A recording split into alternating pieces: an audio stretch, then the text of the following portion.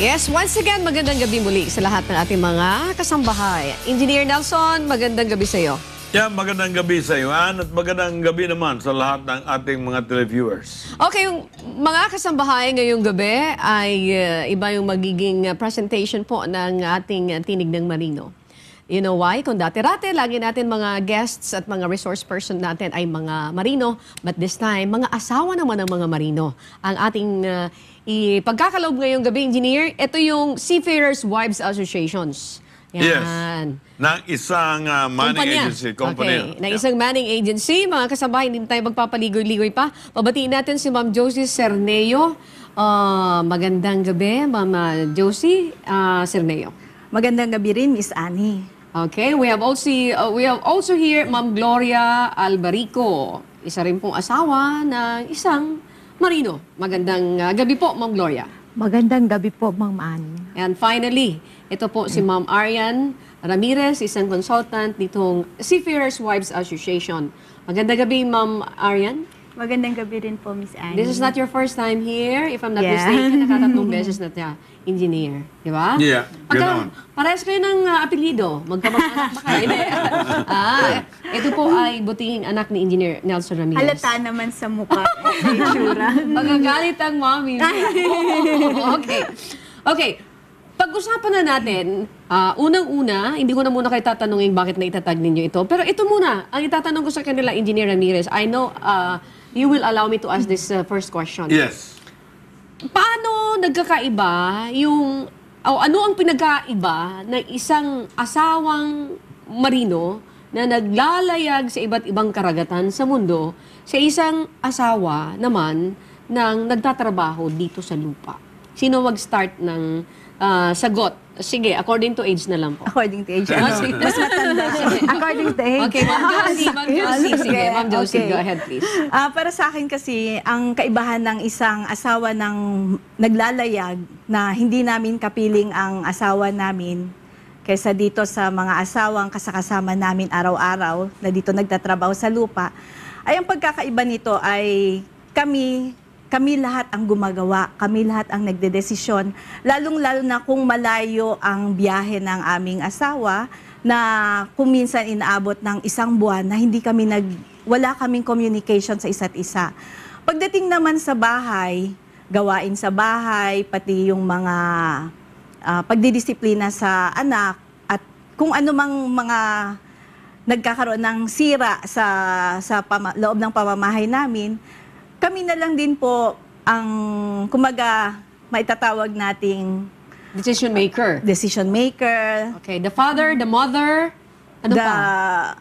Pwede na rin. The driver. Yes, driver. Kaya kinakailangan the cook. talaga pag pag ang asawa mo ay Marino, kailangan marunong ka ring mag-drive, lalong-lalo na kung ang bahay nyo nasa isang subdivision na walang tricycle at any time na lalabas kayo, kailangan may emergency kayong pupuntahan na wala kayong tatawaging tricycle na or kapitbahay na pwede kayong ipag-drive.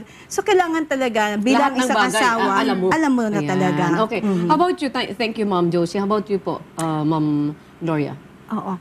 Bilang asawa ng ang Marino, ako po ay isa na ang naano ko yung pati mga emotions ng mga bata. Kailangan i-handle mo pa siya. Ayan. Kasi may hirap, di ba, pag nawawala Oo, ng tapos tatay. especially pag nagkakasakit, ikaw lahat dadala sa ospital, lahat didesisyonan mo. May dolyar naman kayo. Ma'am Arian, si Ma'am Arian kasi po is consultant of the Seafarers Wives Association. Okay. We know from you kung kailan nag-start is this the only organizations, itong Seafarers Wives, o ito ay organisasyon ng isang manning agency katulad nitong hinahandle ninyo? Is it correct? Well, yeah. I'm the consultant for the Family Center and the Wives Association for CF Sharp. It's only for CF Sharp. What is this CF Sharp? CF Sharp is a manning agency. It's actually more than just a manning agency. It's a group of companies. But we are on the part sa crewing sa manning. Teka muna, yung CF Sharp, bakit nakapagtayo ng itong Seafarers Wives Association? Ganito ba ito kalaki? It's ganito ba huge. kalaki itong manning agency na ito para magtatag ka ng ganitong klaseng organisasyon? Give us idea, how big is this manning agency? Right now, CF Sharp is the second biggest manning agency here in the Philippines. Ooh. And we have like at least 18,000 seafarers on board at any given time. 18,000 engineer. No, So, 18,000 on board. On board, yeah. Nasa barko, Those yeah. are the, so they, all in all, more or less, we have like 30,000. More than 30,000. 30,000 seafarers. Naka-standby pa, Yeah. naka-standby yung halos kalahati din yan. Yung iba, kasi parang rotation po yan. Nag-rotate. ibig sabihin ko, second largest, talagang malaki, Engineer Nelson. It's quite a big manning Yes, it's agency. a big Kasi, manning and agency. not only that, say for example, meron silang isang kumpanya na may dalawang daang barko. So, ilang barko more or less ang hawak nito, ha? Ilang barko sa isang principal? Sa mga Ilan? 500 siguro ka barko itong lahat, itong Safe Sharp. Something like that, no? Pero, kasi may mga cruise ship siya, sa isang normally sa isang barko, kung cargo ship siya, meron silang mga 15 to 20 ka crew.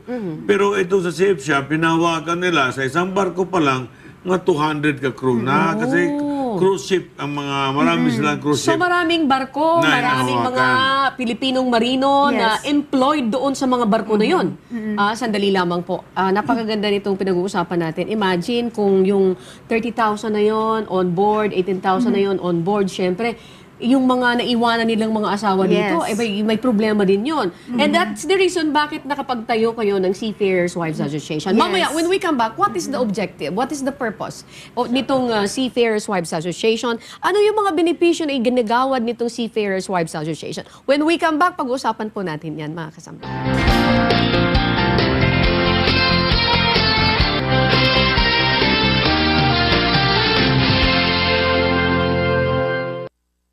Yes, a while ago ang tinatanong kong Ma'am Arian, ano yung layunin, ha? Ano yung pinakalayunin? Bakit naitatag ito ninyong Seafarers Wives Association? Dito mismo sa manning agency na ito. Well, for the manning agency, it's also their way to give back to the seafarers who are working abroad, who are on board. Layunin is to take care of the welfare and the morale of the wives and and also the children. Oo, dahil nga, kanina, Yes. sinasabi nga engineer, di ba? Yung asawang ng marino, bagamat hindi nagkakalayo din ito sa buhay ng mga nasa lupa na nagtatrabaho abroad. Wala din yung presence ng tatay. So, they are the father, they are the mother. Okay, Yes. lahat ng mga major decisions manggagaling din sa nanay at sa tatay. Okay. So, itong sa inyo, pagtatag nitong Seafarers Wives Association, tutulungan nitong Yes. asosasyon na ito. Ano yung mga ipoprovide na tulong? Well, for one, pag when we strengthen the association, Because I understand you yes. just started We this. just Bago started, lang yes. itong bagong sibol, bagong tatag. Yes, Yan. bagong sibol. Siguro naisip na nung may-ari nito na, teka, panahon na siguro. Bakit? Marami ba? Sandali lang ha, chismis muna. Ayan, okay. Marami bang mga seafarers na hindi nagiging successful yung buhay nila, nag-departed ways, yung nangyayari na habang nasa barko si tatay, nangangalo niya, pagkatapos hindi na sila muling nabubuo. Mayroon pang mga ganong, Actually, may datos ba kayo dyan sa manning agency na yan? Kung ilang actually, not porsyento? only for CF Sharp, Yes. but speaking as from UFS, Yeah. ever since I was a kid, I've been always with my dad. Ang daming cases na, number one, minsan, wife na umiwan sa husband. Okay. Sumama sa ibang lalaki. And this really happens. It's sad. Okay. And then merong mismanagement, financial mismanagement. Na Kasi yung asawa- Depende, kahit gaano kalaki yung sweldo ng husband, they still end up broke. Oh, teka muna, kayo. Sandali lang, maputulong kayo, Ma'am Arian and Engineer Nelson. Kayo, asawa kayo ng, anong posisyon ng asawa niyo? Second officer. Pag sinabi second officer, what is that, Engineer? Yeah, official sa deck, no? Okay, ano yung deck? Kubierta. Kubierta, ano yun? Yan. Sa- Siya yung nandun officer sa ng trabaho sa bridge. Hindi Sa yun. taas ng barko. Okay, kayo naman po, ano? Third engineer Ano po. naman yun? Engineer, yung sa makina. Doon din sa makina. ibaba yan, Okay. nagtatrabaho. Magkano sila sahod ng asawa niyo po? Sige, okay lang. Sa BIR, okay lang. BIR. Walang tax. Walang tax. So, no, mga nothing to be scared of. Kasi wala naman pala. Sige, okay. Ano, magkano sa sahod ng asawa niyo po? Parang ayaw sumagot. Ha? Basic lang. Yan. Basic. Basic lang alam Sige, nila eh. Ang basic, yung kabuuan na lang. Yung kabuuan ng, kabuuan. yung kabuuan ng ano. Mahigit $2,000. What is $2,000? Is it American dollar? Yes. Magkano yun? More Sino- than, magkano? more than 2,000, more than 100,000 pesos. Mahigit pa siguro, engineer. O sige. Yeah, pero ang sabi, basic yan. Ayan. Basic. Tinatago Hindi na ni Mia kasama. yan. Kasama mo hindi si Mr. kasama, Natatawa siya. Sabi ng totoo. Hindi Sige. kasama yung overtime sige. niyan. No? Basic lang. O sige, basic lang daw. Sabi ni engineer ang sabihin. O sige. Kayo naman po, magkano? Sabihin, Ganun din yan. 100,000 din o more than Oh, Naku. something like that. Pare-pareha sila. Parang nagkakataguan dito ng basic lang daw. Actually- So, ibig sabihin, financially, okay sila. Exactly. Pero okay, sabi nyo nga, end up broke yung ibang mga asawa ng mga seafarers. Yes. Kaya naririyan ang Seafarers Wives Association. Mayroon suporta na igagawad dito. What Yes. is that support? Well, first, the support, the female support system. No one can really understand what it's like to be a seafarer's wife unless you're also a seafarer's wife. Okay. So, nandun yung support. And then we have like activities like we have the financial seminar, Literacy literacy program. seminar, and then to guide Them. to guide them. Kasi it's like this as you've heard, basic salary na like that. It's kind of overwhelming, especially for some seafarers who came from families who received like a lot less than that. Exactly. Kasi kapag ikaw ay nasa lupa, o na, let's say for example, mag-work ka sa Bahrain, sa UAE, bibihira naman yung ganong klaseng sahod na 100,000, 200,000, unless skilled ka, na you are a mechanical engineer, pwede kayang mga $500,000, mga ganyan. Pero sa karaniwan, malaki na yon. Yes. Dito mo yan matatagpuan sa mga sahod ng mga seafarers. Kaya kailangan ma-manage yan. So, nandoon kayo naka-assist. Yes. Ito yung reason kung bakit mayroon si seafarers wives. Yes. Okay. Another thing is like what yung COO nila, si Mr. Miguel Rocha, ang ina niya, it saddens him na pagdating ng, kasi kontrata ng barko, 'di ba? When they get here, parang okay. And then before sila paalis, they're already signing up for loans.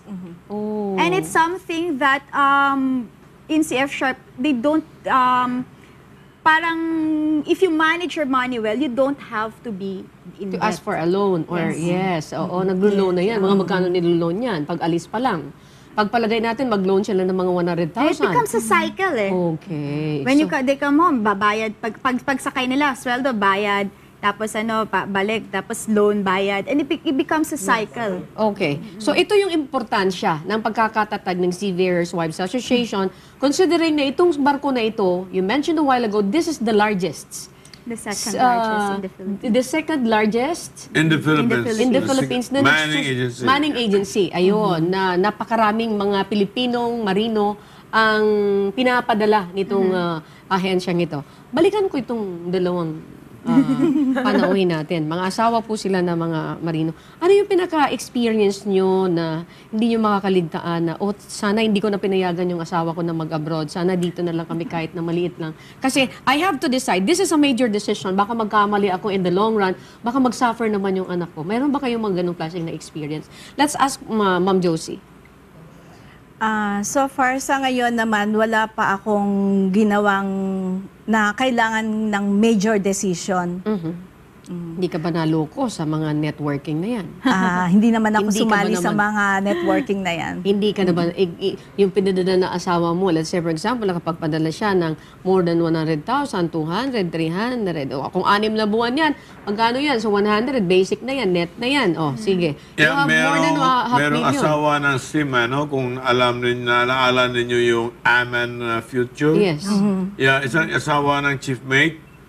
Nung malaman niya na parating na yung asawa niya, nag-touchdown na yung aeroplano dito sa Manila, nagbigti siya. He committed suicide. Bukod sa naubos yung pera na pinadala, naibenta niya pa yung bahay at nangutang pa talaga. So talaga- Kasi nakikita niya na yung ibang mga kasamahan niya, meron ng Fortuner, meron ng Range Rover, no? Ng mga, hindi nila alam na yung pera, yung binibigay na Range Rover na yan, ay nag-invest ka naman, nagbigay ka naman ng 20 million, pera mo rin yung binili noon. No? Okay. Kayo ba, dahil siyempre may nababalita na yung mga asawa ng mga marino, oo, marami rin kayong mga kinakaharap na problema sa buhay. Pero in terms of money, kahit papano, medyo nakakaangat na kayo ng konti. Nakakaangat na kayong konti. Kayo ba yung tipo na, sige, ito, hindi na-deprive ako ng mga ilang panahon dito sa bagay na ito. Ngayon na may pera na ako, ito naman ang pagtutuunan ko ng pansin. Ano ba? Kayo ba? Ginawa nyo yun? Para pasayahin nyo yung mga sarili? O inisip nyo, hindi dapat? Dapat ito ay nakasubi para ito sa mga anak ko at pagtulong din sa ating mga kapwa, mga marino na may mga na-encounter na mga problema. Mayroon ba kayong ganong klaseng goal or adhikain sa buhay? Noong una ho, ang gusto ko makapag-abroad kasi yun ang gusto ko. Ngayon sabi ko, nung lumalaki pa yung mga bata. Nasa abroad na yung asawa mo. Ibig sabihin, yung for my own, yung ipasyal yung mga ayun. bata. Mag-tour. I-Disneyland. Ayun, okay, Ngayon, sabi ko, saan naman yun? Europe or hindi, ano? dito lang. Sa Asia lang Asia. muna. Sige po. Tapos, ang ano ko noon, makaipon, maigsubi. Pero nagbago isip ko na kailangan priority yung studies ng mga bata. Ayun. So hindi ka na hindi ka na naghangad na mag-tour ka sa Asia. Naghangad pa rin. Lately, nagaling na kami. Ayun. Kasi tapos na yung panganay ko, lawyer na. May anak ka ng lawyer. Oo. Ilan ang anak niyo po? 2 po. So yung isa, lawyer na? O yun siya, nag-aaral ng dentistry sa UP. So ibig sabihin, malapit na rin makatapos? Opo. So ibig sabihin, sa susunod, magtutur ka na sa Europe? Siguro ho. Ayun. I hope. Okay, ayan. Hindi lang Asian. Okay. Kasi, kaya yun, i-prioritize ko po yung naming mag-asawa, Okay. yung studies. How about you, ma'am? Kayo Dalawa naman. rin po ang anak namin. Ano na yung isang anak mo? Yung panganay namin, second year college na po. Ang kinukuha ay AB International Studies, major in American History sa De La Salle Taft. And then the second one? The second one is grade 6 po. Malayo ang agwat. 6 years. Ikaw, may plano ka rin bang mag-tour sa Europe? Siyempre, sino man ang mga asawa ngayon ng ano. Ito naman, engineer, ang ganda ng mga plano nila. Ito yung mga bagay na siguro maraming tao din na nag-aspire, mayroon Yes. silang ganitong klaseng mitiin sa buhay na pang ibang bansa, hindi para magtrabaho, kundi mag-unwind, Pleasure. sabi Yes. nga. Pang-alis daw ng pressure, social, ha? Baka gusto niya ng consultant habang nagta-travel sa Europe. Okay. Dito naman tayo. Wala ba dito sa Seafarers Wives Association ng programa naman ng pagtulong? Pagtulong doon sa mga mahihirap nating mga seafarers na ito ay nakapagpabaya sa kanilang naipon o kaya pera habang sila ay kumikita pa. At naging hindi na maganda yung takbo ng kanilang pamilya. Kasama ba yan dito sa plano ninyo na itutulungan namin? Oo na, makakapag-tour kayo sa Europe, makakapag-tour kayo sa Asia. Wala ba kayong sinatabi naman na pera para doon? This is intended para sa public service. Mayroon ganon. Well, since we're still new, we're still right now strengthening the association. But you can incorporate that. Yes, but yes, we have actually programs that are right now quite simple. But it's like this. One of our goals, when after we strengthen, is to give back. Actually, really, to give back to the society. We have actually CF Sharp has is supporting an orphanage. They have a lot of charity works, and for the Wives Association, we want to have like scholarship program na that would support kasi paano pag namatay yung father, yung seafarer. So we can help we're going through that path. We're going to that path. Right now for CF Sharp, we have 50% off, a 50% discount with informatics. We just signed a MOA with an informatics, which will give us 50% off to all dependents of CF Sharp. seafarers. Para CF dito- Sharp is the first one who's ever done that. Ayun. Swerte nitong CF Shop na ito, laging binabanggit namin, ha? Maybe in the future, magiging commercial kayo namin. Okay, sandali lamang po. We will be back, Pag-uusapan pa rin namin, mga kasambahay, ang tungkol dito sa kahalagahan ng pagkakatatag ng Seafarers Wives Association. Stand by.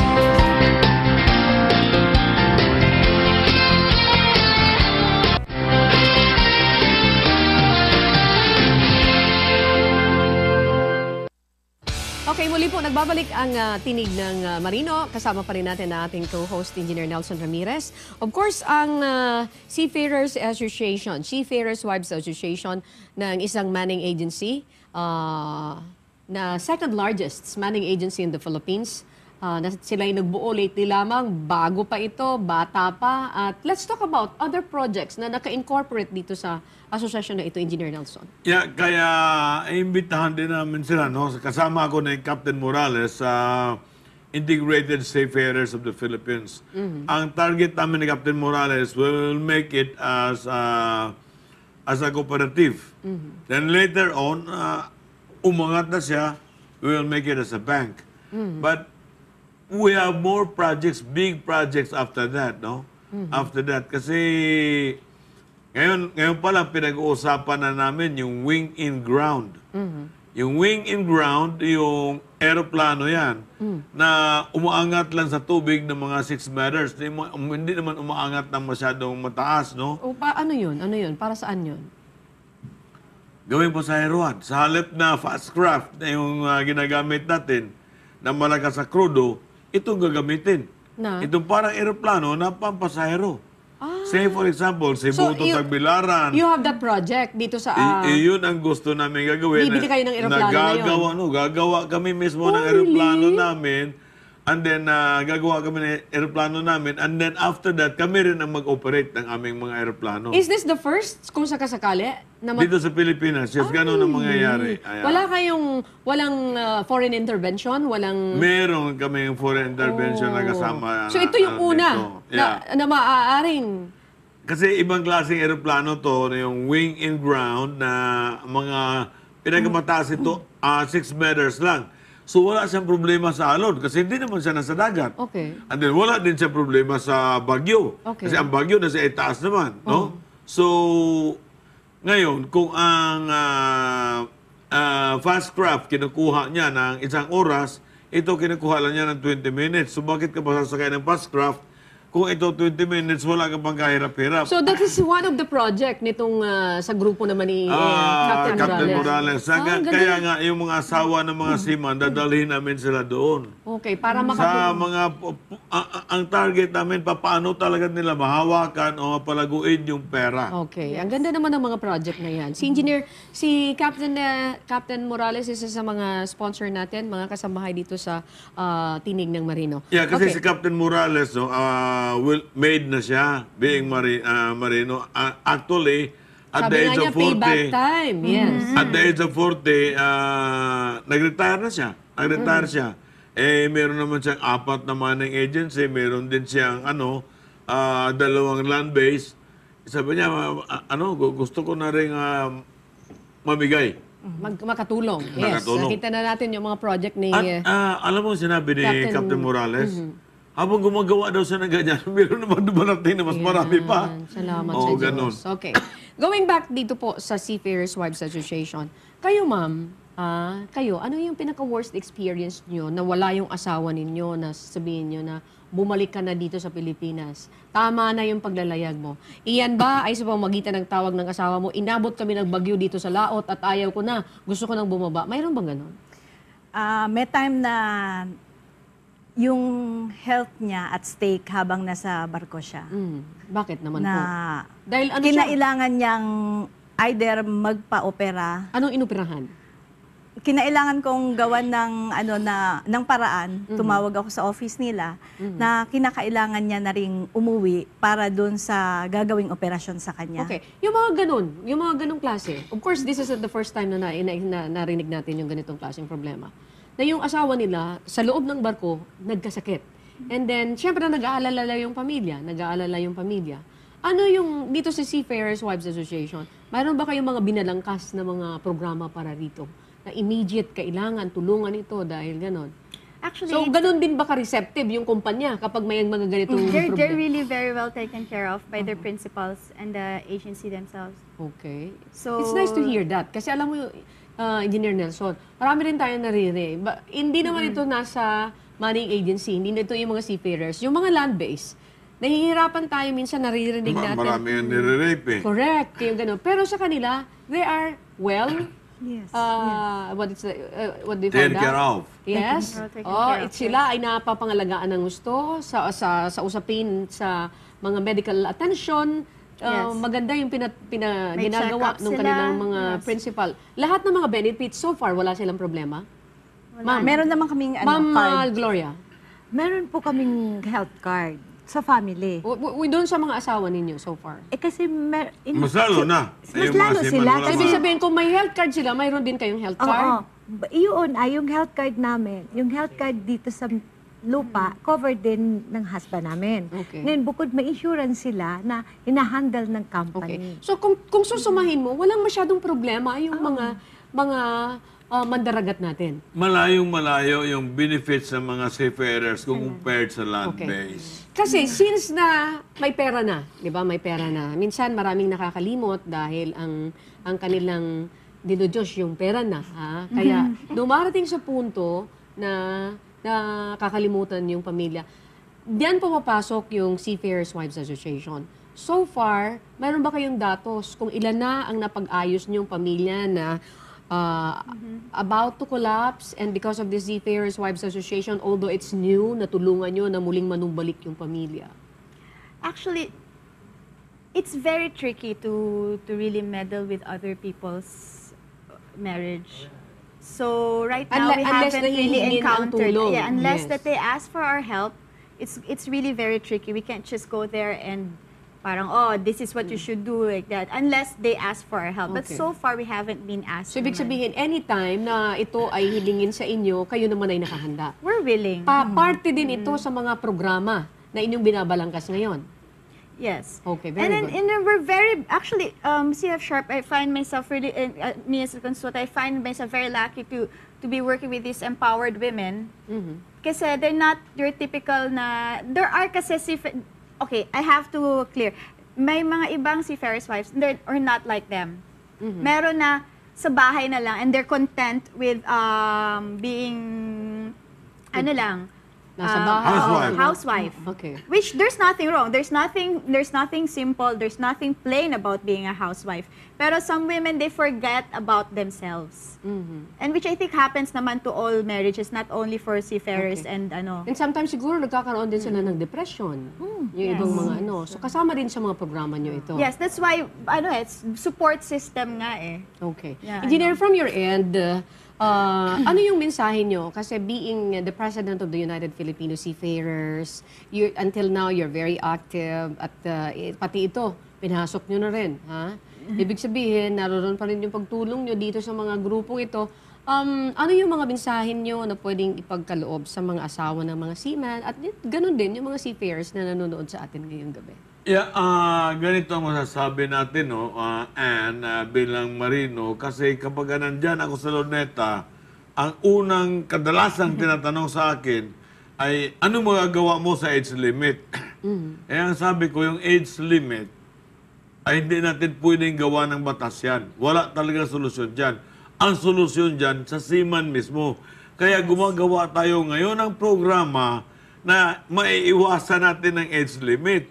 Na gusto natin na ang seaman, pag edad ng 40-45, hindi na magbabarko dahil solved na siya eh. Okay na siya eh. Like what happened to Captain Morales at the age of 40, hindi na siya sumakay ng barko. Ako, no, ako iba naman ang nangyari sa akin. No? Napilitan lang talaga ako.